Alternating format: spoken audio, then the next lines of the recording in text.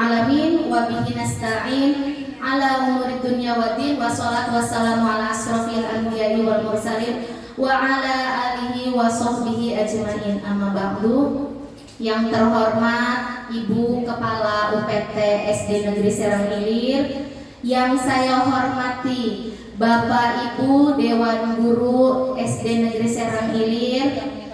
Alhamdulillah pada pagi hari ini kita masih diberi kesempatan ya untuk mengikuti acara penyebaran pemahaman budaya positif.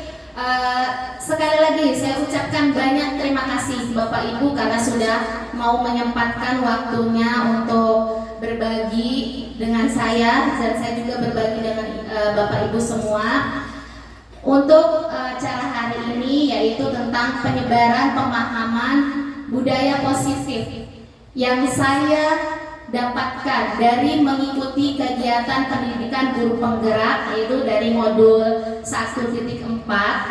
Adapun rangkaian acara kegiatan hari ini, yang pertama yaitu adalah pembukaan, yang kedua sambutan, yang ketiga penutup atau doa.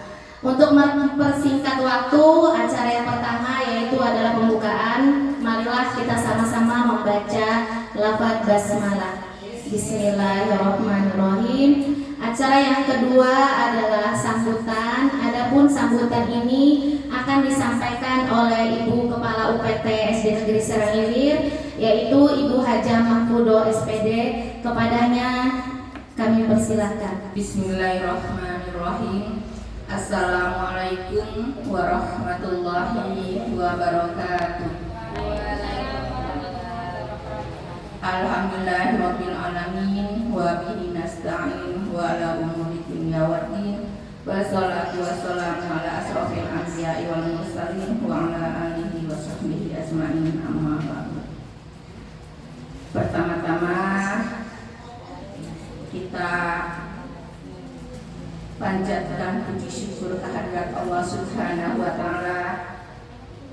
Hari ini dalam rangka acara diseminasi budaya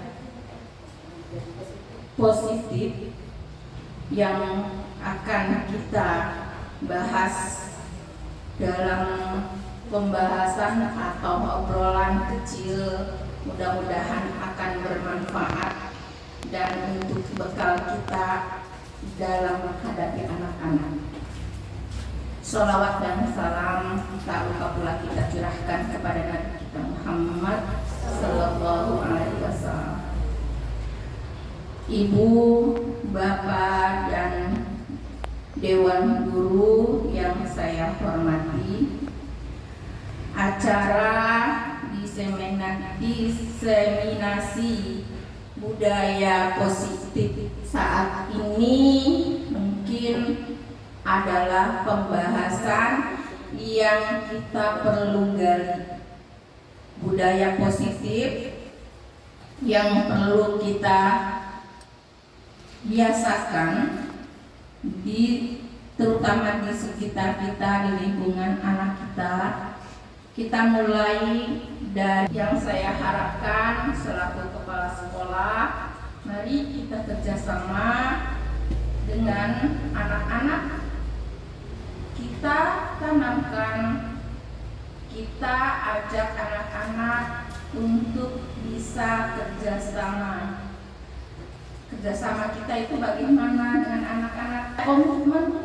Dalam komitmen tersebut itu hasilnya harus ditaati, dan ini adalah akar budaya untuk membentuk anak berkarakter, mempunyai keinginan lebih baik dan dapat mematuhi aturan di sekolah.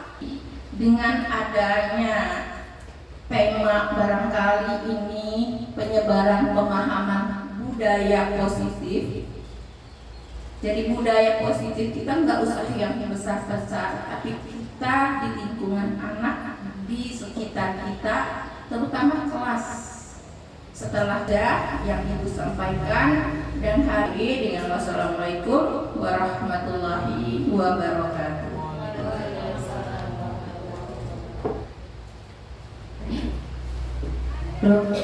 Terima kasih atas sambutannya Ibu Kepala. Semoga apa yang sudah disampaikan oleh beliau tentang budaya positif bisa kita aplikasikan, bisa kita implementasikan. Baik, untuk acara selanjutnya yaitu penutup atau doa ya.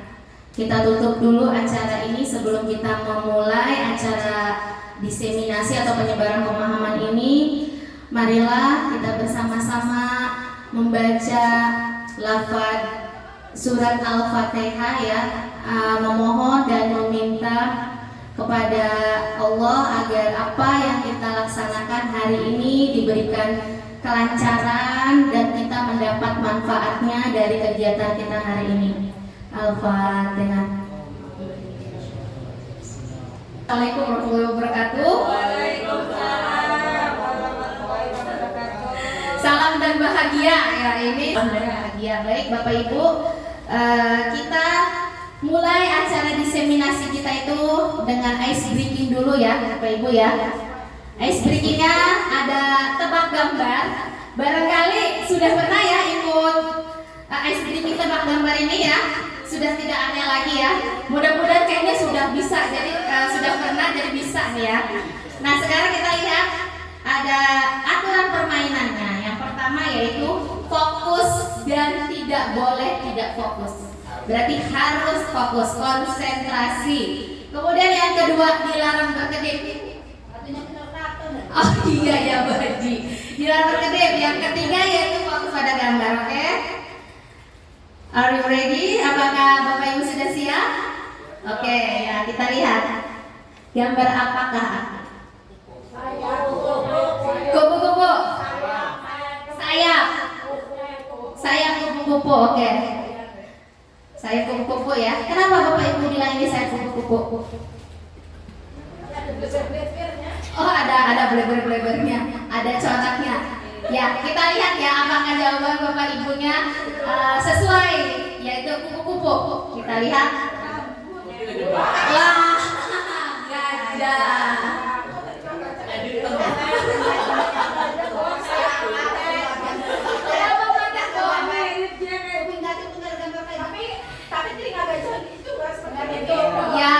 Ya ini namanya juga kan habis itu ceritanya habis dari salon gajahnya ini gitu ya. Jadi habis di salon dia habis itu dulu ya. Iya kata. Baik, selanjutnya gambar apakah tuh? SpongeBob. Pinguin. Apa? Gambar apa? Pinguin.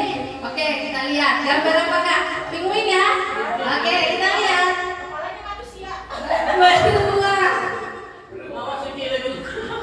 Beruangnya kakinya rumput. Nah ini beruang ya Bapak Ibu ya. Selanjutnya gambar apakah tuh? Kupu-kupu. Oke, singa. Apa? Kambing. Ular. Oke. Ada lagi pertanyaannya? Ada jawabannya? Monyet. Gorila. Oke, kita lihat. Kita lihat ya, apa gambar apakah ini? Tentang bebek. Oke, nah ini yang terakhir. Gambar apakah aku? Oke. Silakan kata kuncinya dari ketiga gambar ini menjadi dua kata. Sariawan. Melihat.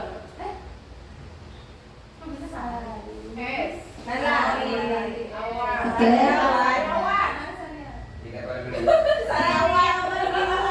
Sariawan di mulut.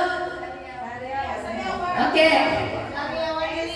Sariawan di lidah. Di bibir kali. Ya, apa? Oke, sudah kita lihat jawabannya. Sariawan lidah. Betul. Sudah cuma ada D-nya ya. Baik, itu hanya untuk apa namanya untuk refreshing aja ya Bapak Ibu ya, biar tidak itu. Terima kasih untuk ice breakingnya. Nah ini ada pertanyaan pemantik Bapak Ibu terkait dengan apa namanya penyebaran pemahaman saya tentang budaya positif. Menurut Bapak dan Ibu, apa sih yang namanya budaya positif itu? Disiplin, Bu Us. Tepat waktu, Bu Asria. Mengikuti aturan, Pak Arfan. Ada lagi? Patuh. Apa? Budaya yang baik. Oke, baik. Sekarang kita lihat apa sih sebenarnya budaya positif itu. Oke. Budaya positif itu adalah perwujudan dari nilai-nilai atau keyakinan universal yang diterapkan di sekolah dengan tujuan mengembangkan sikap tanggung jawab murid. Nah, nih tentang budaya positif. Kemudian, menurut Bapak Ibu, contoh dari budaya positif itu apa? Masuk, datang tepat waktu. Ya, kalian contohnya apa aja?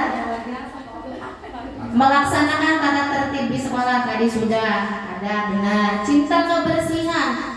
Kenapa? Baik Bapak Ibu, kita lanjut. Nah, kita lihat di sini ada konsep inti dari budaya positif. Yang pertama adalah perubahan paradigma teori kontrol. Kemudian ada disiplin positif, ada nilai-nilai kebajikan, ada teori motivasi perilaku manusia, kemudian kebutuhan dasar manusia, posisi kontrol guru, keyakinan kelas, dan yang terakhir adalah segitiga restitusi. Nah, sekarang di sini ada perubahan paradigma yang pertama yaitu. Nah, pada saat ini kita sekarang sudah melaksanakan kurikulum Merdeka ya, walaupun baru sebagian, belum keseluruhan ya. Jadi kita sudah melaksanakan kurikulum Merdeka ini, di mana pembelajaran dalam kurikulum Merdeka ini kita mengaitkannya dengan penguatan kompetensi dan pengembangan karakter murid yang berdimensi pada profil pelajar Pancasila. Nah, Bapak Ibu pasti sudah tahu bukan 6 dimensi dari profil pelajar Pancasila. Benar kan Bapak Ibu? Sekarang kita lihat kelihatan nggak Bapak Ibu? Enggak ya? Iya ini ya. Kegiatan kepalan tangan. Oke, ini ada kepalan tangan ya. Sebenarnya anggaplah tangan Ibu, coba Pak Sarif berpasang-pasangan dengan Pak Fakih, Bu Haji dengan ini, kayaknya pas tuh. Silakan umpamakan di salah satu aja ya, salah satu berperan A, salah satu berperan B. Nah, yang A itu memegang benda yang berharga. Kalau ada kertas lah, pegang apa tak? Nah, anggap saja yang di kepalan tangan itu berisi benda yang sangat berharga, entah itu uang atau logam mulia. Jangan beneran kayak masa mikir dipegang Pak Mama. Nah,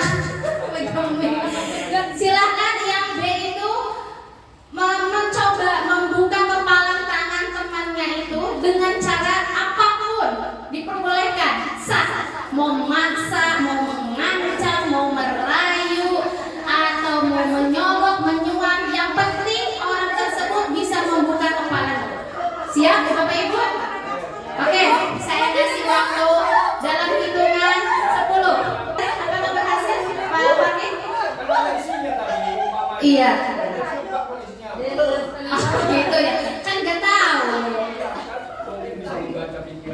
Oh, benar abang ya Bapak ya. Oke, jadi Pak Maman terbuka tidak? Kenapa bisa terbuka Pak? Memberikan apa yang dia tahu. Oh, jadi Pak Maman secara sukarela, tanpa Pak. Oh, ditowel. Berarti dihipnotis bapaknya. Oh gitu ya. Jadi hanya. Oh gitu. Oh, luar biasa sekali ini ya. Kenapa tidak terbuka Bapak? Biar usaha mereka lebih gigih dan lebih kuat. Biar usaha teman saya Bapak kita dan lebih kuat lagi dan lebih gigih lagi. Oh gitu. Jadi intinya Bapak tidak mau membuka. Tidak membuka. Karena Bapaknya kurang usahanya ya. Usaha. Oke, baik. Oh gitu ya. Bapaknya tidak mau mengeluarkan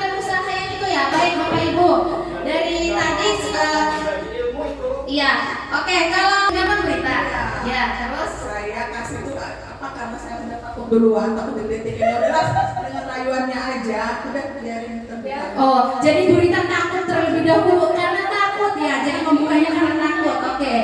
Baik, Bapak Ibu, dari kegiatan tadi bisa kita simpulkan bahwa ketika kita membuka tangan kita, kalau misalkan kitanya tidak mengizinkan, apakah tangan kita itu tersebut akan terbuka? Tidak kan? Nah, sama halnya Pak Sarip, sumpah nggak mau, saya mau lihat apa itu. Berarti kan yang mengontrol Pak Saripnya siapa? Nah itu. Maka dari itu kita lihat di sini. Di sini ada miskonsepsi tentang teori kontrol guru, bahwa yang pertama guru mengontrol murid, ilusinya ya. Jadi kebanyakan kita itu memang di sekolah itu banyaknya guru yang mengontrol murid. Nah, tapi ternyata pada perubahan paradigma ini ada miskonsepsi tentang teori kontrol bahwa guru mengontrol murid itu adalah sebenarnya tidak benar. Ya, jadi ketika murid tersebut melakukan kepatuhan atau melakukan tindakan yang diperintah oleh kita, bukan karena murid tersebut dikontrol sama kita, melainkan murid tersebut mengizinkan. Nah, contoh tadi Pak Maman, Pak Arfan nggak memaksa, nggak merayu, sudah sukarela, blah aja. Tarik Pak Fakih, karena Pak Fakih mau gimana? Jadi Pak Sarip ya udah, jadi karena kurang effort, kurang usaha Pak Fakihnya, sehingga Pak Sarip bersikeras untuk tetap tidak akan membuka tangannya itu. Saya membuat orang lain biar tidak terasa. Oh begitu Pak. Lanjut, kemudian guru memberikan hukuman dan membuat rasa bersalah mampu membuat efek jerah. Nah, setuju nggak Bapak Ibu? Kalau memberikan hukuman, setuju tidak? Setuju. Sanksi. Ya, setuju. Setuju Bapak. Kenapa Pak? Ya, memang efek jerah ini, tapi sifatnya hanya sementara, jangka pendek begitu. Karena takut ya Bapak ya. Baik. Ya, kalau kita memahami memang ketika anak itu merasa jerah, itu bukan berarti dia menyadari bahwa dia salah begitu. Jadi lebih pada tekanan. Motivasi eksternal seperti itu. Oh seperti itu Pak. Ya, jadi belum memiliki keyakinan anak ini. Jadi anak belum punya keyakinan karena dia merasa takut, akhirnya dia patuh gitu kan. Betul. Jadi melakukan ini ya. Baik, oke. Ada lagi Bapak Ibu? Pak Sarip silakan.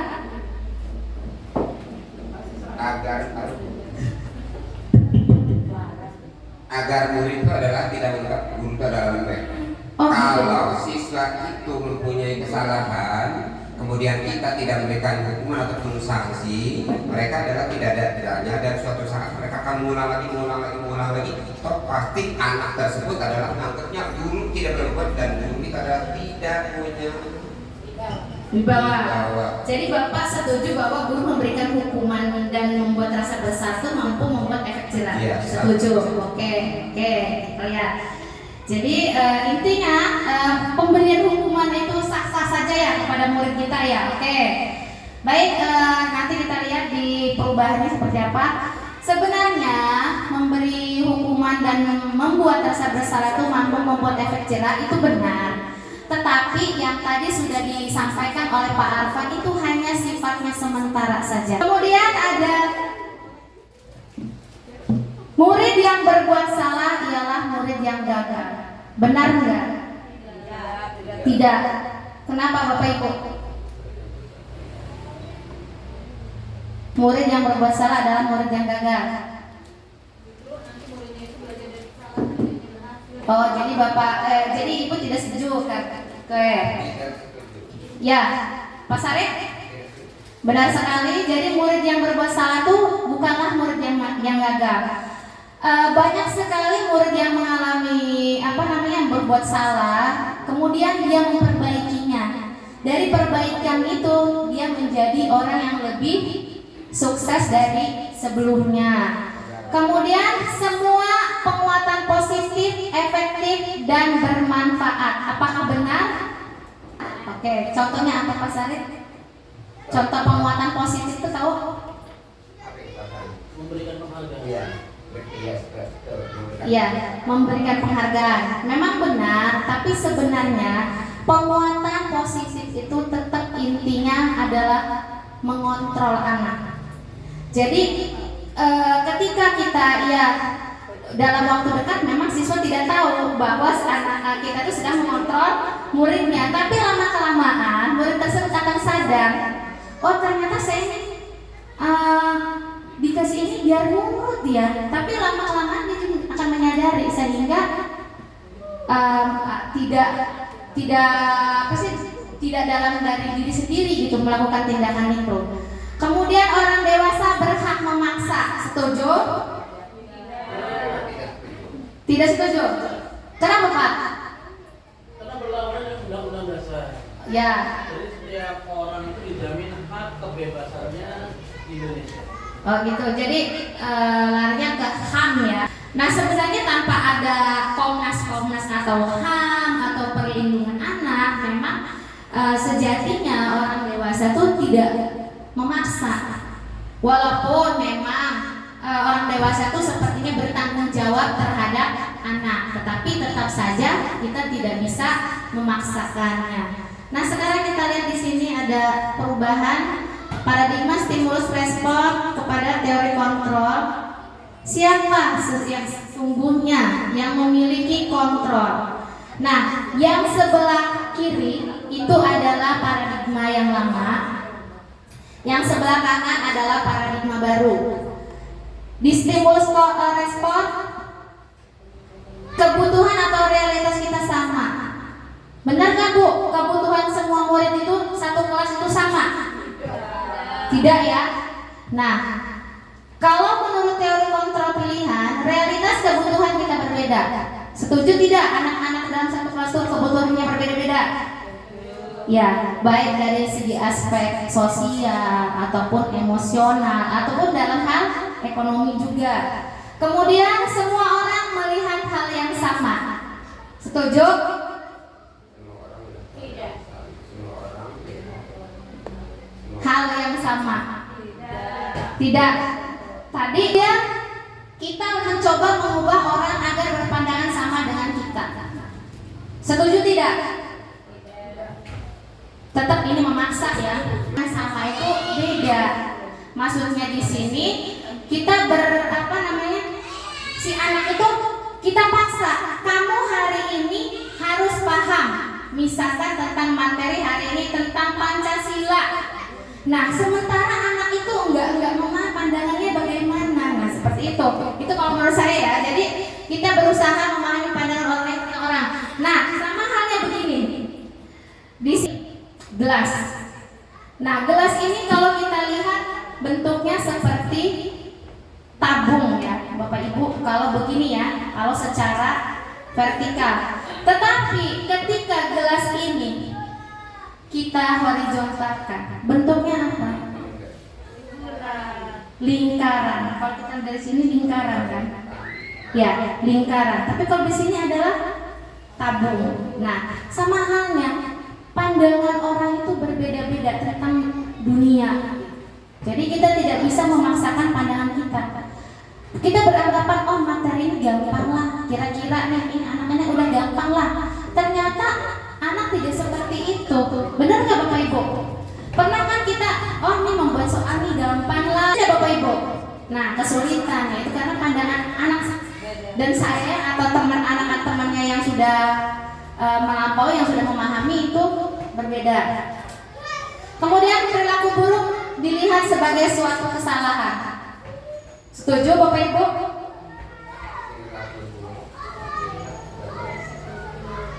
Suatu kesalahan. Jadi anak itu berperilaku buruk tuh karena dianggapnya salah gitu. Padahal sebenarnya anak berperilaku buruk tuh hanya untuk mencari perhatian. Benar nggak?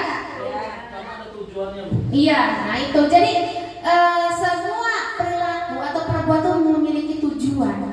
Nah itu. Nah ini semua perilaku memiliki tujuan. Jadi misalkan nih ada anak kita ngerengek aja Bu Guru ini, ternyata dia tuh punya tujuan tertentu. Nah itu. Menguntungkan kaki saya. Nah ya itu karena ada beberapa kebutuhan yang tidak terpenuhi. Kemudian orang lain bisa mengontrol saya, setuju? Tidak. Tadi contohnya Pak Sarif tidak bisa dikontrol oleh Pak Fakih. Hanya Anda yang bisa mengontrol diri Anda. Anda tidak bisa mengontrol orang lain. Benar Pak Sarif? Ya. Kemudian saya bisa mengontrol orang lain. Bisa nggak? Tidak bisa. Adapun kalau orang tersebut bisa dikontrol, itu karena apa? Dipelet. Karena orang tersebut mengizinkan kita untuk mengontrol mereka. Kemudian pemaksaan ada pada saat bujukan gagal. Ketika kita tidak berhasil membujuk, kita memaksa. Apakah itu hal itu Bapak Ibu setuju?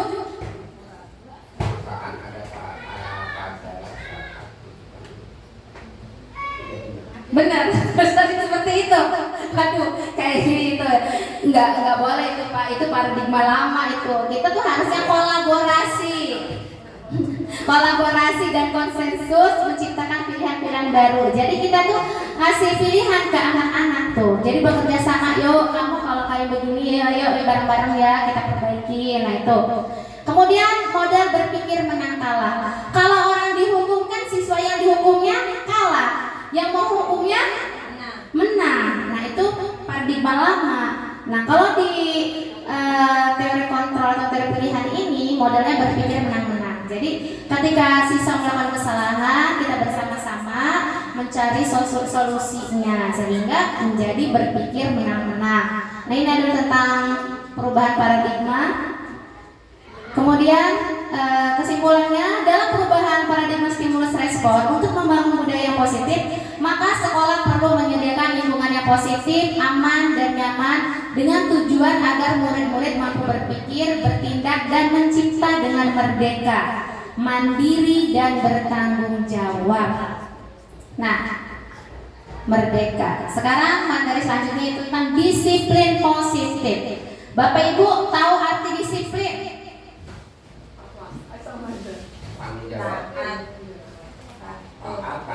Taat, patuh, tanggung jawab. Ya, baik, izin menjawab Bu. Ini saya masih teringat candaan ketika kecil gitu ya. Saya ketika kecil itu sering bercanda dengan teman-teman saya. Apa bedanya polisi dengan pembalut? Ada yang tahu Bu? Polisi dengan pembalut. Iya. Iya, bedanya apa?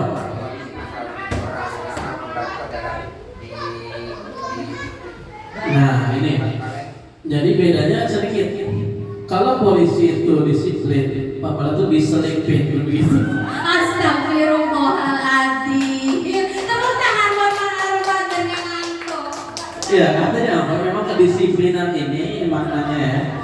Kita lihat kedisiplinan itu memang bisa dikaitkan dengan TNI ataupun Polri, begitu. Artinya dengan banyak hukuman begitu. Ketika tidak melakukan sesuatu, mungkin itu makna disiplin. Nah, di sini kan disiplin positif gitu ya. Mungkin kita tidak mungkin menyamakan disiplin positif itu dengan tentara, dengan polisi begitu. Artinya disiplin positif di sini memberikan hukuman begitu kepada anak yang tidak disiplin dengan hukuman yang mendidik begitu. Misalnya mengaji, menuliskan surat-surat Al-Quran dan lain sebagainya. Oh seperti itu. Baik, yang lain. Jadi tetap intinya disiplin itu ada hukumannya menurut Pak Arfan itu, tetapi hukumannya yang secara positif dengan memberikan tadi apa, menulis tentang apa seperti itu. Oke, sekarang kita lihat di sini. Disiplin banyak orang memaknai sebagai sesuatu yang dilakukan seseorang pada orang lain untuk mendapatkan kepatuhan dan memiliki kecenderungan ketidaknyaman serta dihubungkan dengan tata tertib yang berkaitan dengan sanksi dan hukuman bagi yang melanggarnya. Itu disiplin ya, itu hanya disiplin saja. Nah, jadi intinya agar anaknya patuh dan juga untuk menghindari hukuman. Nah, kemudian kita di sini Ki Hajar Dewantara menyatakan bahwa untuk mewujudkan mewujudkan murid yang merdeka. Murid harus memiliki disiplin yang kuat yang berasal dari dirinya ataupun berasal dari luar diri. Yang dinyatakan dalam bukunya yaitu tentang pemikiran konsepsi keteladanan sikap merdeka, di mana ada kemerdekaan, disitulah ada disiplin yang kuat. Sungguh pun disiplin itu bersifat self-disiplin, yaitu kita sendiri yang mewajibkan kita sekeras-kerasnya. Tetapi itu sama saja, sebab jikalau kita tidak cakap melakukan self-disiplin, wajiblah penguasa lain mendisiplinkan diri kita, dan peraturan demikian itulah harus ada di dalam suasana yang merdeka. Artinya, menurut Ki Hajar ini bahwa kita orang yang merdeka itu harus disiplin. Bukan berarti setelah kita merdeka kita enak-enakan bebas-bebasan tidak menerapkan kedisiplinan. Disiplin ini bisa berasal dari diri sendiri. Tapi ketika dari diri kitanya tidak tumbuh disiplinnya, maka boleh orang lain yang mendisiplinkannya. Nah, ini menurut Ki Hajar. Nah, kita lihat di sini apakah sejalan. Nah, di sini disiplin positif adalah salah satu cara untuk penerapan disiplin yang memiliki tujuan untuk memunculkan kesadaran serta memberdayakan murid tanpa adanya pemberian imbalan, penghargaan atau hukuman. Kalau tadi disiplin saja itu tujuannya untuk patuh, ya kan? Kaitannya dengan hukuman dan sanksi. Tapi kalau disiplin positif di sini adalah tujuannya memunculkan agar sadar serta memberdayakan murid itu tanpa adanya pemberian imbalan. Pak Sarif guru saya itu dia mah gurunya galak dari dulu. Nah, seperti itu predikatnya seperti itu. Murid yang memiliki disiplin positif akan memiliki motivasi internal yang tinggi dalam menguasai diri untuk melakukan tindakan yang sesuai dengan nilai-nilai kebajikan universal. Nah, ada nilai-nilai kebajikan universal akan kita bahas selanjutnya. Kemudian sebagai seorang guru, kita memiliki tujuan untuk menciptakan murid yang memiliki disiplin diri dengan mengacu pada nilai-nilai kebajikan universal dan memiliki motivasi intrinsik dalam melakukan perubahan perilaku menuju lebih baik. Tuh. Jadi intinya sadar dulu. Kalau sudah sadar, tanpa diberi hadiah, tanpa takut akan hukuman, anak tersebut sudah mau melakukan sesuatu. Ini ada nilai-nilai kebajikan, ada 6 ya. Salah satunya yaitu profil pelajar Pancasila, di mana profil pelajar Pancasila ini menjadi nilai-nilai kebajikan dalam tujuan kurikulum Merdeka ini ya. Silakan Bapak Ibu lihat di sini ada beriman, berkebinekaan, kemudian ada mandiri, kreatif, bernalar kritis, kemudian ada IBO, Primary Yes Program atau IPYP, ada toleransi, rasa hormat, kemudian ada komitmen. Kemudian ada 9 pilar karakter dari cinta Tuhan sampai dengan toleransi, kedamaian dan kesatuan. The 7 essential virtues dari empati sampai keadilan, keterampilan hidup, dapat dipercaya dan memberikan yang terbaik dari diri. Kemudian ada proyek penilaian nilai kebaikan, ada peduli dan ada pengertian.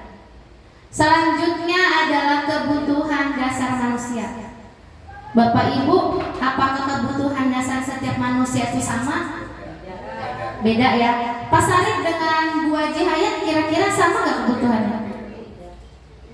Tidak. Beda. Beda.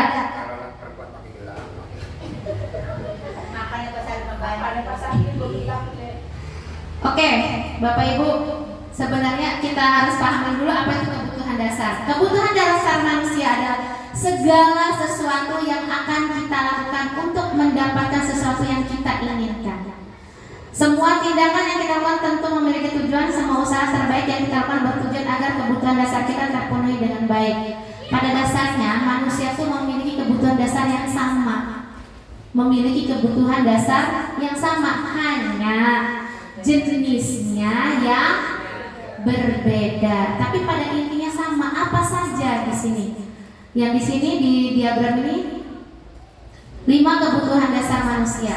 Yang pertama, bertahan hidup. Semua orang pasti ingin bertahan hidup, benar nggak?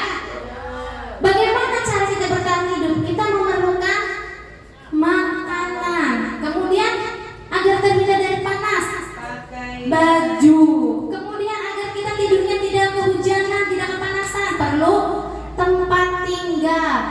Selain tempat tinggal, kita juga perlu keamanan dan kesehatan. Kemudian ada yang kedua, yaitu kasih sayang dan rasa diterima. Perlu nggak kasih sayang dan rasa diterima? Nah, ini bentuknya seperti apa? Rasa diterima, dipedulikan, berbagi, kerjasama. Nah, sama halnya murid kita juga perlu kebutuhan yang tersebut. Kemudian ada penguasaan, itu adalah harga diri. Semua orang pasti perlu kan, butuh. Keinginan untuk dianggap pemimpin, berprestasi, diakui dan didengar. Itu penguasaan. Kemudian ada kebebasan. Kira-kira Pak Sarif kalau dikekang terus mau nggak? Enggak ya. Walaupun di rumahnya disuguhkan makanannya dari ada makanan kasih sayang, tapi nggak bebas. Kamu nggak boleh keluar ini boleh, mau nggak? Nah tuh. Jadi tapi Pak Sarif ingin memiliki pilihan ya. Kemudian ingin mencoba hal yang baru. Kemudian mampu mengendalikan arah dirinya. Yang terakhir adalah kesenangan. Kesenangan ini dalam bentuk bermain, humor, antusiasme, tertawa. Bapak Ibu, kalau lagi tertawa nggak usah ditahan-tahan, dikeluarin aja. Itu karena tertawa itu adalah kebutuhan. Ya, si kamu mau ketawa terus, emang ada yang lucu? Biarkan saja. Kemudian hiburan. Nah itu. Ini adalah mengenai 5 kebutuhan dasar manusia. Itu tentang kebutuhan dasar manusia ya Bapak Ibu ya. Kita lihat teori motivasi manusia. Motivasi itu apa Bapak Ibu? Dorongan. Apalagi selain dorongan? Kekuatan. Dukungan. Benar sekali, dorongan, kekuatan. Kemudian dukungan. Nah, yang mendorong, yang melatar belakangi alasan kita melakukan tindakan itu apa? Karena tadi sudah dibahas, semua perbuatan atau perilaku memiliki tujuan. Memiliki tujuan. Alasan itu yang dinamakan dengan motivasi. Sebenarnya kalau jenisnya motivasi itu ada 2, motivasi dari dalam dan motivasi dari luar. Hanya dari 2 jenis pengelompokan itu dijabarkan lagi menjadi 3, yaitu yang pertama untuk menghindari ketidaknyamanan atau hukuman. Bapak Ibu pernah melakukan tindakan gara-gara motivasi tersebut? Biar jangan dihukum. Misalkan pakai kerudung ya.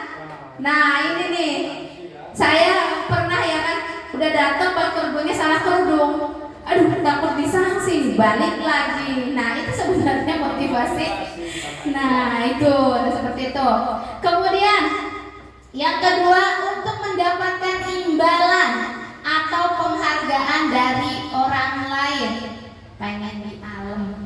Pak Maman atau misalnya saya mah harus jadi guru yang paling disiplin. Saya harus datang pagi biar dapat penghargaan ketika pas terakhir dapat hadiah. Nah itu motivasi dari yang kedua yaitu untuk mendapatkan imbalan atau penghargaan. Nah motivasi menghindari hukuman dan ingin mendapatkan imbalan itu merupakan motivasi yang berasal dari luar, ekstrinsik, ya.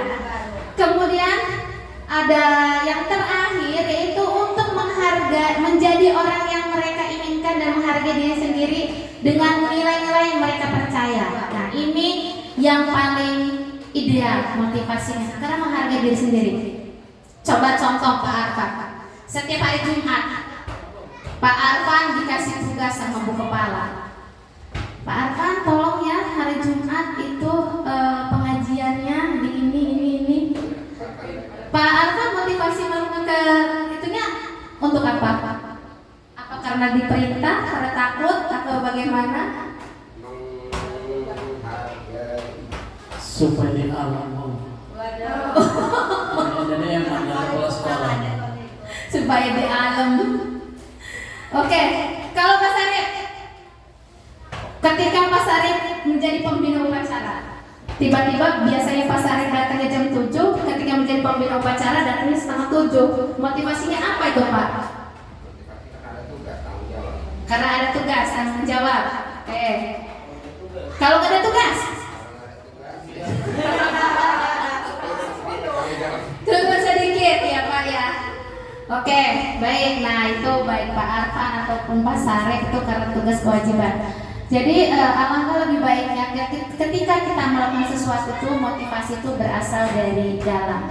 Nah motivasi intrinsik ini yang akan menjadi disiplin positif. Disiplin positif ini akan menjadi budaya positif. Kemudian di sini ada tindakan guru. Menurut Bapak Ibu, hukuman atau konsekuensi? Yang nomor 1, hukuman. Oke, kita lihat. Apa? Oke. Kemudian lari mengelilingi lapangan basket 2 kali karena terlambat hadir di sekolah. Kita lihat. Hukuman. Tepuk tangan. Menggantikan kertas tugas teman yang telah dicoret-coret. Konsentrasi. Oke, kita lihat. Konsekuensi. Terakhir, lari mengelilingi lapangan basket 2 kali karena terlambat 10 menit untuk pelajaran olahraga. Apa Mas Arif? Satu-satu kita pemahaman. Terakhir, soal terakhir. Lari mengelilingi lapangan basket 2 kali karena terlambat 10 menit. Untuk pelajaran apa? Konsekuensi. Kenapa konsekuensi Pak? Ya karena cuma terlambat. Cuma telat doang. Cuma telat memang masalahnya telat. Jadi konsekuensi alasannya hanya telat.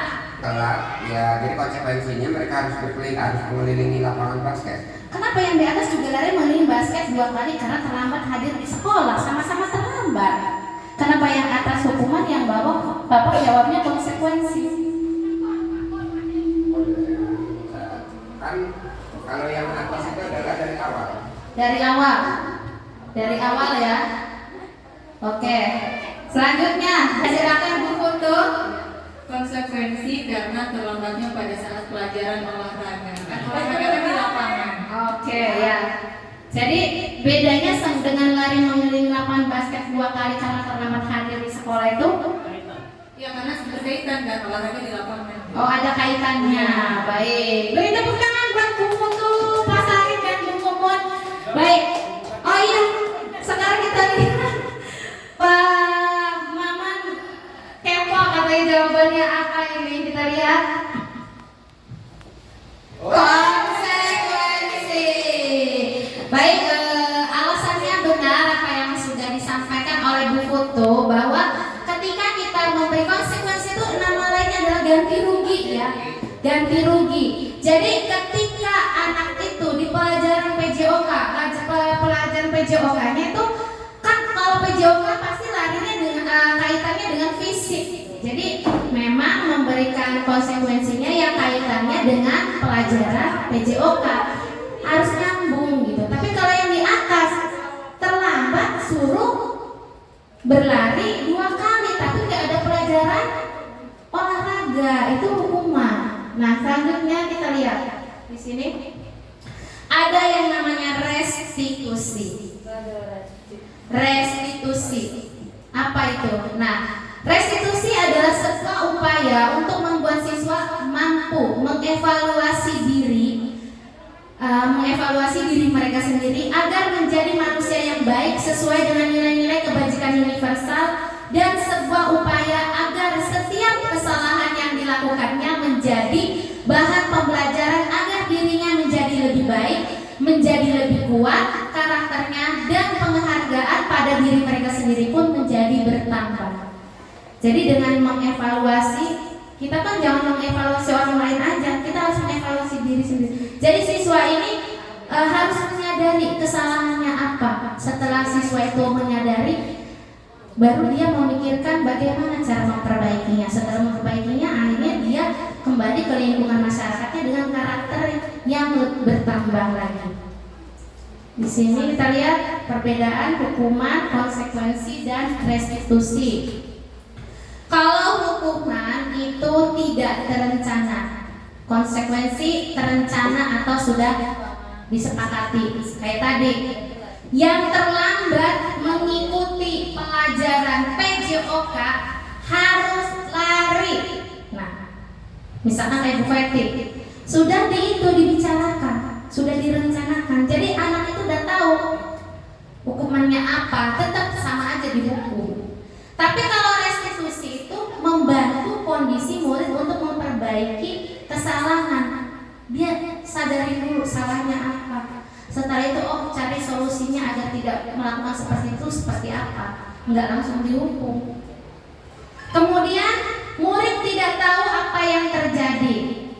Bersifatnya satu arah, berupa hukuman dan membekas pada murid. Itu hukuman. Sedangkan konsekuensi, murid tetap dibuat tidak nyaman.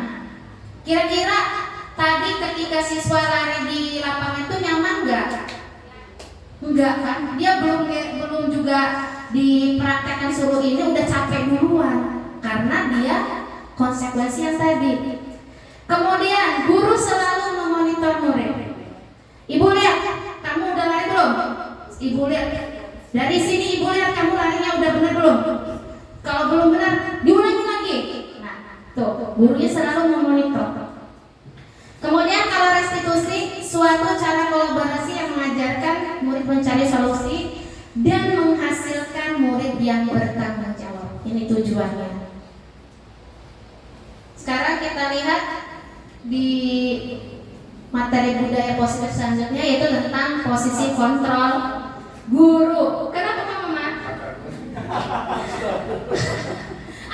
Astagfirullahaladzim. Posisi kontrol, saya tidak salah menulis ya. Baik, di sini ada pertanyaan pemateri. Tisa dan Hana dipanggil masuk ke ruangan Ibu Dewi, Kepala Sekolah SMA Makmur. Ibu Dewi baru saja mendapatkan pengaduan dari Ibu dan Tisa bahwa Hana menggunakan kata-kata kasar dan merendahkan Tisa di sosial media. Nah, ini masalah yang banyak kan yang terjadi sekarang. Masalah yang kedua, Anto jarang sekali hadir di pembelajaran jarak jauh. Dan pada saat hadir pun Anto seringkali menggunakan kata-kata kolom chat mengejek teman-temannya. Hal ini sudah sangat mengganggu dan beberapa orang tua murid yang mengikuti pembelajaran daring mengeluhkan tentang perilaku Anto di pembelajaran jarak jauh. Bila Bapak Ibu seorang kepala sekolah, penerapan disiplin apakah yang Anda akan lakukan untuk kasus Hana dan Anto? Mengapa? Kasusnya biasa, komen negatif, kasar. Yo, siapa? Penyandra HP, razia HP dulu. Razia HP, apalagi? Razia pemahaman. Ya, pemahaman. Kalau saya menjadi kepala sekolah, maka saya akan memberikan sanksi untuk Anto untuk beberapa pertemuan pembelajaran tidak ikut. Sanksinya berupa apa? Mengapa? Karena setiap dia ikut selalu mengeluarkan kata-kata kasar. Itu aja. Oh, itu. Baik. Yang lain? Bumun, boleh. Menghadapi kasus yang pertama ya. Ya, boleh. Bisa. Si Tisanya dipanggil dulu. Ya, terus Kita ngobrol dari hati-hati, dari hati ke hati. setelah ngobrol dari hati ke hati lalu apa lagi, Bu? Dinasehati. Dinasehati, diberi arahan. bahwa yang dilakukannya Tidak baik. tidak baik. Kemudian setelah dinasihatin apa yang harus dilakukan oleh? Jangan sampai mengulangi lagi. Iya. Kalau mengulangi lagi ada sanksinya. Oh begitu. Sanksinya nantinya diberitahu enggak? Ya, Seperti itu. tidak ini lagi, tidak boleh masuk grup. Oh tidak masuk grup, sanksinya dikeluarkan dari grup. Baik. Terima kasih Bu Mun dan Pak Maman. Tadi Pak Maman langsung memberikan sanksi Pak Maman. Ya kan langsung ya. Karena tidak ikut. Kalaupun ikut juga akan mengeluarkan kata-kata kasar, kata-kata kotor di kolom komentar. Sementara Bu Mun jika Bu Mun menjadi ibu kepala, Bu Mun akan memanggil Tisa dan Hana. Kemudian diajak ngobrol katanya dari hati ke hati. Berarti berdiskusi ya Bu ya, berdiskusi. Kemudian diberi pemahaman bahwa apa yang dilakukannya tidak baik dan meminta untuk memperbaikinya dengan cara tidak mengulanginya lagi. Apakah tidak diminta untuk meminta maaf pada teman-temannya Bu?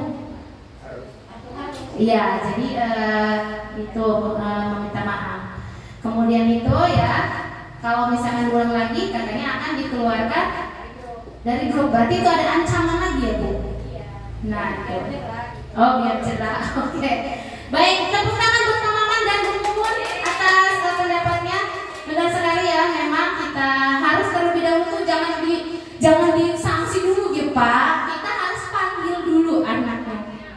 Soalnya doang udah kasus gitu. Iya. Udah kasus. Udah kasus ya. Nanti kita lihat di sini. Oke.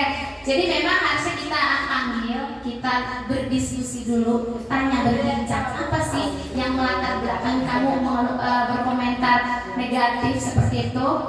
Oke, kita lihat di sini ada posisi kontrol seorang guru. Ada 5 posisi kontrol seorang guru. Yang pertama adalah penghukum, pembuat rasa bersalah, sebagai teman, pemantau, dan manajer. Nah, untuk penjelasannya, silakan Bapak Ibu saksikan video berikut.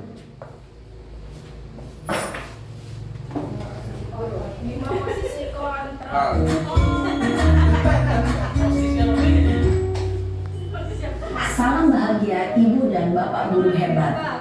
Dalam penerapan disiplin positif restitusi, salah satu program yang dikembangkan adalah 5 posisi kontrol.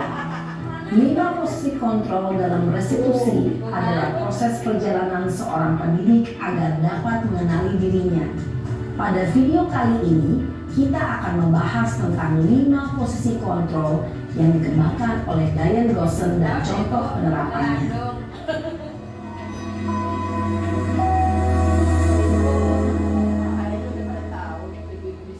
5 posisi kontrol itu adalah 1. Posisi penghukum, 2. Posisi pembuat merasa bersalah, 3. Posisi teman, 4. Posisi pemantau atau monitor, dan 5. Posisi manajer. Untuk lebih memahami kelima posisi tersebut, mari kita saksikan kasus Naren yang terlambat hadir 20 menit di sekolah dan melihat bagaimana kelima posisi kontrol dalam menghadapi masalah tersebut.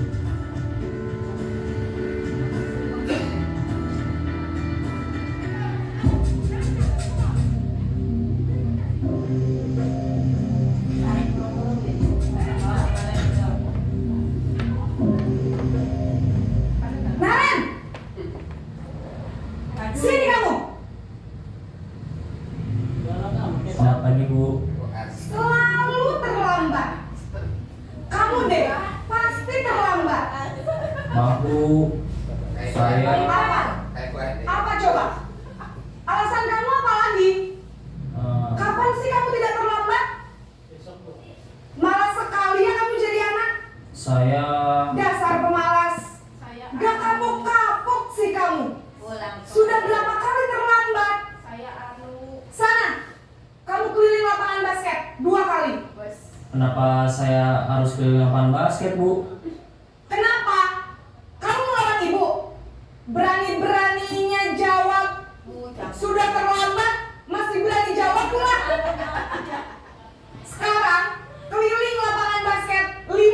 kalian, biar kapok. Cepat, pergi sana ke lapangan basket. Posisi penghukum biasanya berbicara dengan nada tinggi, menghardik, menunjuk-nunjuk, menyakiti, dan menyindir. Hukuman bisa berupa fisik maupun psikis. Ibu dan bapak guru hebat. Dampak yang terjadi pada murid ketika guru berada pada posisi penghukum adalah murid cenderung akan memberontak, bahkan menyimpan dendam.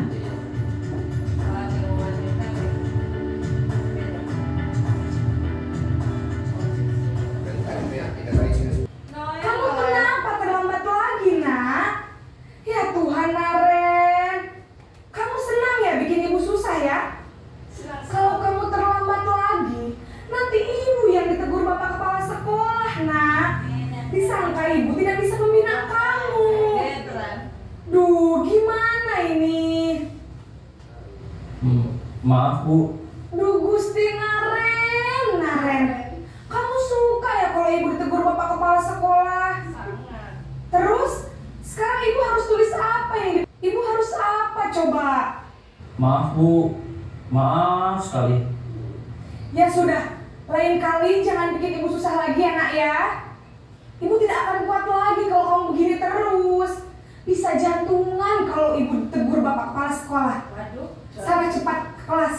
Maaf ya Bu, maaf sekali. Posisi pembuat rasa bersalah berbicara dengan nada tenang, cenderung lembut. Namun kata-kata yang diutarakan membuat murid merasa menjadi orang yang gagal, memandang buruk dirinya sendiri, merasa tidak berharga, dan tidak sanggup membahagiakan orang lain. Ketika guru mengambil posisi pembuat rasa bersalah, murid akan menganggap dirinya yang bersalah dan ia akan menyimpan emosi negatif tersebut di dalam dirinya.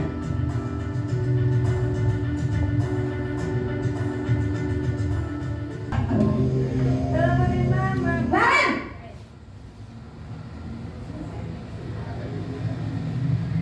Selamat pagi Bu. Wah, sudah jam berapa ini, Nak? Terlambat lagi ya, sayang. Iya Bu, habis ibu saya lupa bangunkan saya Bu. Kan ibu kamu. Kamu bukannya anak yang larinya paling kencang. Kok terlambat sih? Iya Bu, saya memang terlambat bangun tadi. Jadi biarpun saya lari kencang, Bikin seneng ibu, demi ibu. Bisa kan? bisa lah Bu. Ya sudah, sana masuk kelas. Ibu beresin urusan absen kamu. Kamu ini ada-ada saja. Tuh, harus begitu. Baik, Bu. Dalam posisi teman, guru berbicara dengan nada suara ramah, akrab, cenderung bersenda gurau untuk menjaga suasana tetap santai. Murid akan merasa senang, aman, dan akrab dengan guru. Identitas yang tercipta adalah identitas sukses atau berhasil. Namun, perlu diingat, karena ini masih dorongan eksternal, maka ada faktor ketergantungan dari murid kepada orang tertentu. Di sini guru aksennya, sehingga di lain waktu murid bisa berperilaku baik, namun hanya kepada orang-orang tertentu saja. Waduh, posisi pemantau juga, Pak. Selamat pagi Bu. Naren, apa peraturan sekolah kita tentang jam berapa kita harus masuk sekolah, Nak? Kita harus di sekolah jam 7 Bu. Iya betul, sekarang sudah jam 7.20. Naren sudah tahu konsekuensinya jika terlambat hadir. Paham Bu, saya harus tinggal kelas pas jam istirahat selama 20 menit. Iya benar, konsekuensinya demikian. Jadi nanti jam 9.30 pas istirahat, kamu harus tinggal di kelas, kerjakan tugas tambahan untuk ketertinggalan kamu, ya? Baik Bu.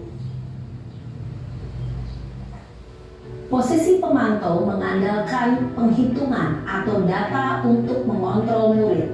Guru mengarahkan murid berdasarkan peraturan dan konsekuensi. Seorang pemantau menunjukkan bahasa tubuh dan ekspresi wajah yang datar dan cenderung formal.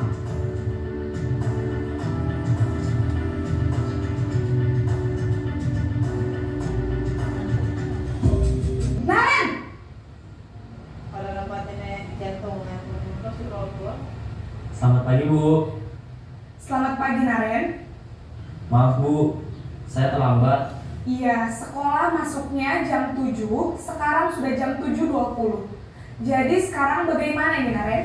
Maaf, Bu. Saya lupa setel alarm saya semalam. Baiklah, menurut kamu, keyakinan sekolah yang mana yang perlu kamu tingkatkan? Menghargai diri sendiri dan orang lain mungkin ya, Bu. Setuju. Jadi, apakah Naren meyakini prinsip saling menghormati tersebut? Iya, Bu. Saya meyakininya. Apakah Naren bersedia memperbaiki masalah keterlambatan ini? Bersedia, Bu. Bagaimana kamu akan perbaiki masalah keterlambatan ini? Saya akan coba untuk tidak lupa menyetel alarm saya, Bu. Baik, kalau Naren lupa menyetel alarm di rumah, ada orang yang kira-kira bisa bantu mengingatkan tidak?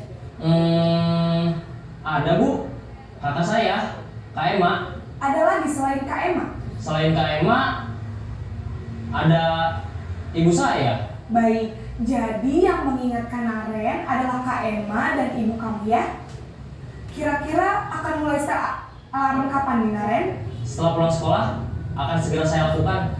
Baik, jadi Naren akan setel alarm untuk bangun besok pagi dan akan diingatkan oleh kakak dan ibunda Naren ya. Ada lagi yang mungkin perlu dilakukan, Naren? Agar tidak terlambat bangun lagi. Tidak ada, Bu. Baik, Naren. Terima kasih untuk kerjasama kamu. Sekarang kamu perlu kembali ke kelas untuk belajar. Baik, Bu. Terima kasih.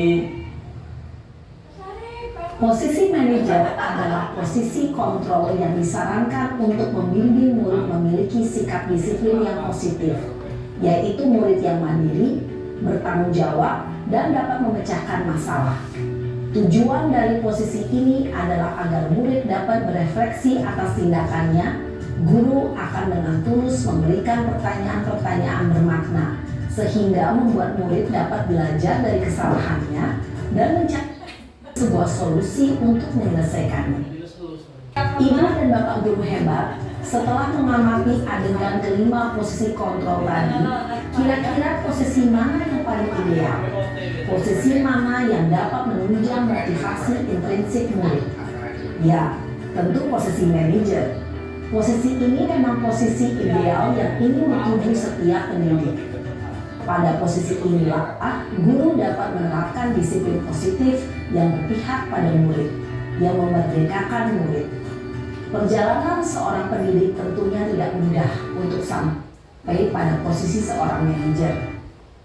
Namun, tujuan kita pasti, yaitu menciptakan murid-murid yang mandiri, merdeka, dan bertanggung jawab. Semoga penggambaran 5 posisi kontrol yang telah diperlihatkan ini dapat menjadi ajang refleksi bagi kita semua, agar dapat terus mengasah dan menerapkan disiplin positif yang memerdekakan murid. Mari terus berlatih dan bersemangat. Selamat menerapkan. Salam dan bahagia Ibu dan Bapak Guru hebat. Bapak Ibu, tadi sudah kita saksikan mengenai posisi kontrol guru ya, ada 5 ya. Tadi dari pertanyaan pemantik tuh tadi Pak Maman langsung memberi sanksi, kalau Bu Mumun memanggil dulu. Nah, dari situ sudah tahu posisi Pak Maman tuh sebagai seorang apa tuh?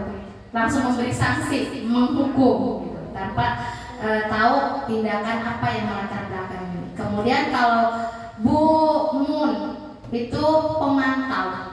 Karena Bu Mun tuh di situ ya terakhirnya, kalau kamu kalau kamu melakukan itu nanti kamu akan dikeluarkan, ada ancamannya. Nah itu. Nah jadi dari kelima posisi itu sebenarnya posisi penghukum itu adalah yang paling bawah, dan yang paling tingginya adalah posisi seorang manajer. Tadi sudah digambarkan. Mudah-mudahan Bapak Ibu sudah bisa tercerahkan dari 5 posisi kontrol guru tersebut. Oke, selanjutnya yaitu keyakinan kelas. Nah, ada keyakinan kelas di sini. Mengapa keyakinan kelas? Mengapa tidak peraturan kelas saja? Mengapa Bapak Ibu? Ya, baik, izin menjawab ya. Memang biasanya kalau kita melihat di sekolah-sekolah di zaman kita sekolah dulu itu pasti sudah ada yang namanya peraturan kelas begitu. Tapi memang pada kenyataannya banyak siswa itu melihat peraturan hanyalah sebuah peraturan yang tidak untuk ditaati sebetulnya. Jadi bagaimana caranya justru kita itu menghindari peraturan tersebut kalau tidak ada yang melihat begitu. Sehingga datangnya peraturan ini tuh tidak menyadarkan siswa, oh saya itu harusnya tidak melakukan itu. Tetapi oh ya nggak ada gurunya nih, jadi sah-sah saja kita melanggar begitu. Mengapa keyakinan? Ini keyakinan ini erat kaitannya dengan masalah hati sebetulnya. Arti segala sesuatu itu kalau sudah masuk ke hati, insya Allah akan berjalan mulus tanpa paksaan dari siapapun. Itu mungkin Bu. Oke, itu ada. Oke, tadi sudah disebutkan Pak Arfan peraturan. Peraturan itu kadang kalau tidak dilihat bisa dilanggar. Kalau keyakinan, kalau sudah muncul dari diri itu akan cenderung melakukan sendiri tanpa adanya paksaan. Nah, kalau keyakinan kelas itu muncul dari ide-ide bukan dari sekolah, tetapi dari murid. Ide-idenya itu berasal dari apa namanya? Dari murid sendiri. Oh, bisa gini nih. Sedangkan yang namanya peraturan itu sudah mutlak ditentukan oleh sekolah. Jadi kalau keyakinan kelas itu dari dua arah, hasil dari perbincangan, diskusi, hasil dari nilai kebajikan. Sedangkan untuk apa namanya peraturan itu sudah pasti dari sekolah. Kemudian mengapa kita memiliki peraturan tentang penggunaan helm pada saat mengendarai kendaraan roda 2 atau motor? Mengapa kita memiliki peraturan tentang penggunaan masker dan mencuci tangan setiap saat? Barangkali Bapak Ibu ada yang mau menjawab. Nomor 1, mengapa? Alasannya apa nih? Kita menggunakan helm ketika berkendara dengan motor. Menjaga keamanan. Keamanan. Keselamatan. Oke. Kemudian yang nomor 2 apa? Mengapa kita memakai masker dan mencuci tangan setiap saat? Agar terhindar dari kuman. Oh, sebagai glowing katanya. Jadi kalau agar terhindar dari kuman itu kesehatan ya. Jadi memang pasti jawabannya untuk pertanyaan kedua ini pasti ada kaitannya dengan keselamatan. Yang nomor 1. Yang nomor 2 itu ada kesehatan dan juga tentunya keselamatan. Kemudian kita lihat di sini apa sih sebenarnya keyakinan kelas? Keyakinan kelas itu adalah nilai-nilai kebajikan universal yang disepakati, bukan dibuat. Disepakati itu berarti oleh beberapa orang secara tersirat. Secara tersirat itu pakai ucapan, dan tersurat berarti dituliskan dalam berupa poster atau apa, lepas dari latar belakang suku, negara, bahasa maupun agama. Kita memakai helm karena ingin selamat. Kita nilai keselamatan, kesehatan itu adalah nilai kebajikan. Kemudian kita lihat di sini pembentukan keyakinan kelas. Ketika kita di kelas awal pelajaran, kita bisa membuat keyakinan kelas dengan murid-murid kita. Kita diskusikan. Nah, pembentukan keyakinan kelas itu bisa kita lakukan dengan bersifat lebih abstrak. Kemudian keyakinan kelas itu bisa berupa pernyataan universal.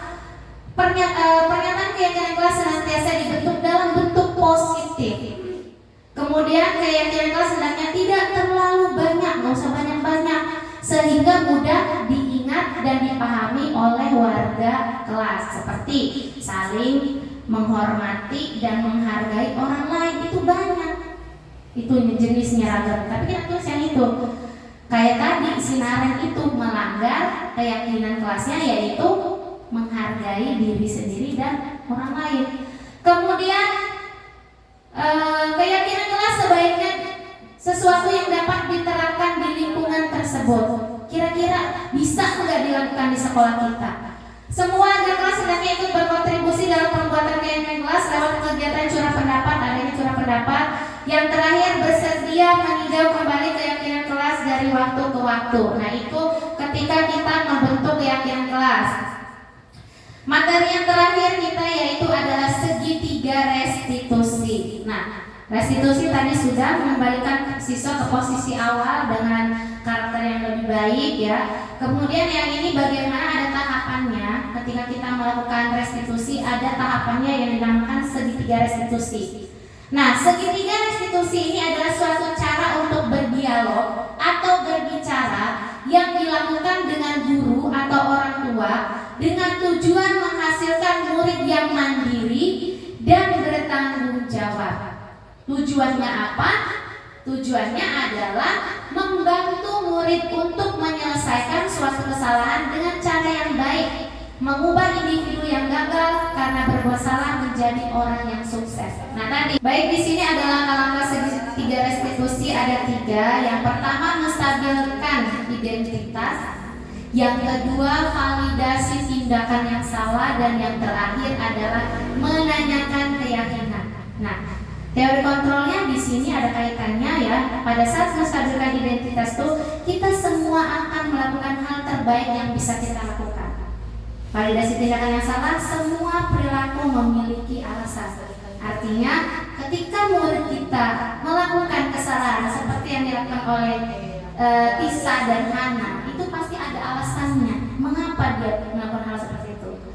Kemudian menanyakan keyakinan, kita semua memiliki motivasi internal. Kayak tadi, ketika kita memakai helm, bukan karena takut oleh polisi, takut ditilang polisi, tetapi karena kita menghargai badan kita sendiri, kita ingin melindungi kepala kita. Nah, seperti itu. Nah, ini menstabilkan identitas itu ada bagiannya. Berbuat salah itu tidak apa-apa, tidak ada manusia yang sempurna. Saya juga pernah melakukan kesalahan seperti itu. Ini merupakan salah satu ketika menstabilkan identitas ketika anak melakukan kesalahan. Kemudian yang kedua, validasi tindakan yang salah. Padahal kamu bisa ya melakukan yang lebih buruk dari ini ya. Kamu pasti punya alasan mengapa melakukan hal itu. Nah, itu adalah validasi. Seperti tadi kata Ibu Mumun akan memanggil Tisa dan Hana. Tisa, Hana, mengapa kamu melakukan hal ini? Nah, pasti kamu punya alasannya. Nah, itu. Ya. Yang terakhir, menanyakan keyakinan. Nah, pada saat menanyakan keyakinan ini penting sekali kita tanyakan kepada anak-anak. Kehidupan seperti apa nantinya yang mereka inginkan? Apa yang kita percaya sebagai kelas atau keluarga? Apa nilai-nilai umum yang telah kita sepakati? Nah, itu untuk sedikit. Nah, ini contoh penerapan segitiga restitusi dulu ya. Kamu bersebelah dengan Abdal. Iya, dua. Ya, saya kesal sama Abdal dulu. Kesal kenapa nih? Tadi juga saya sedang mewarnai Abdal mengganggu saya. Jadinya saya kesal, Bu. Oh, begitu. Wajar sih kalau kamu emosi. Ibu juga kalau dibutuhkan mudah marah. Terus apa yang kamu lakukan terhadap Abdal? Saya maki-maki dia, Bu. Terus saya ganti tempat gajinya. Oh, begitu. Tentu Tasya punya alasan ya. Kenapa sampai marah begitu?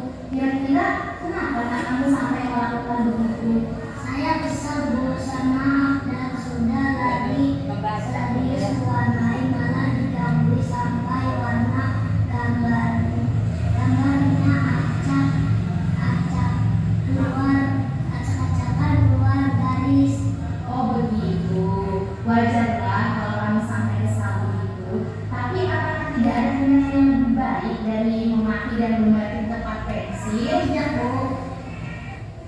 Tindakan kamu memaki-maki Abdal dan membatik pensilnya apakah sesuai dengan keyakinan kelas kita?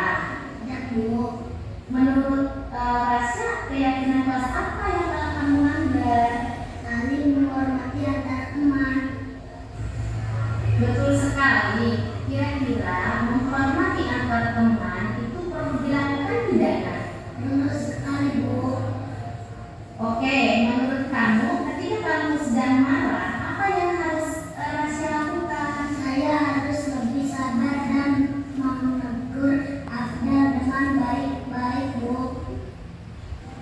Baik, dengan cara apa? Saya harus lebih sabar jika ada yang mengganggu saya. Saya akan melaporkan pada ibu guru dan saya harus meminta maaf kepada Anda. Gus, kami sudah tepat dalam bertindak untuk memperbaiki masalah ini. Tetap semangat ya, dan lebih bersabar lagi ya Rasya. Ibu, Ya Rasya, sekarang silakan Rasya istirahat lagi bersama teman-teman ya. Mas Bu.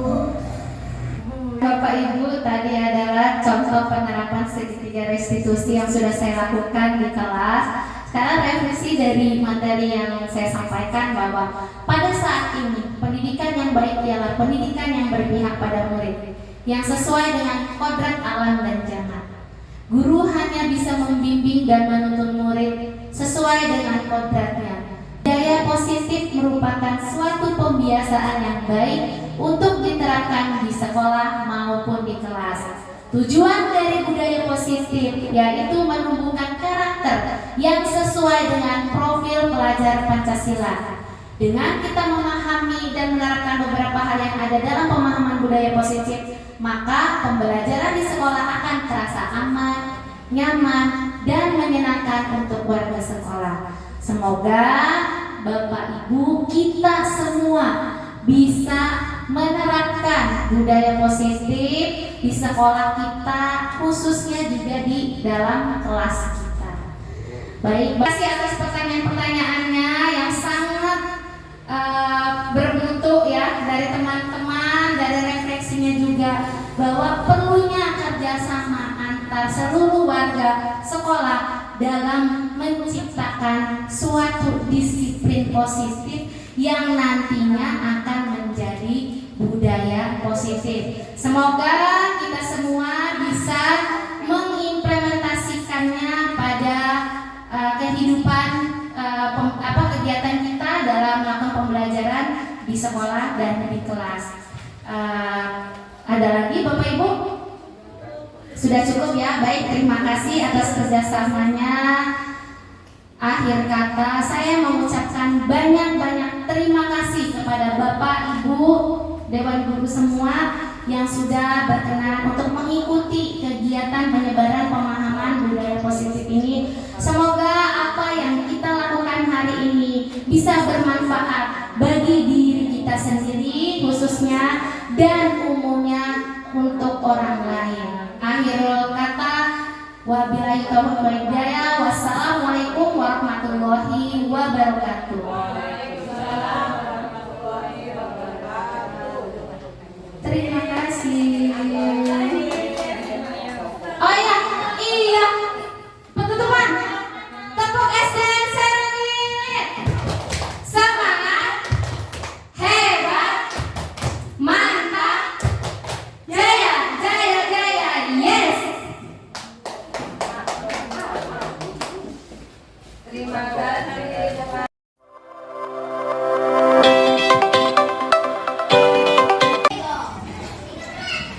Assalamualaikum warahmatullahi wabarakatuh.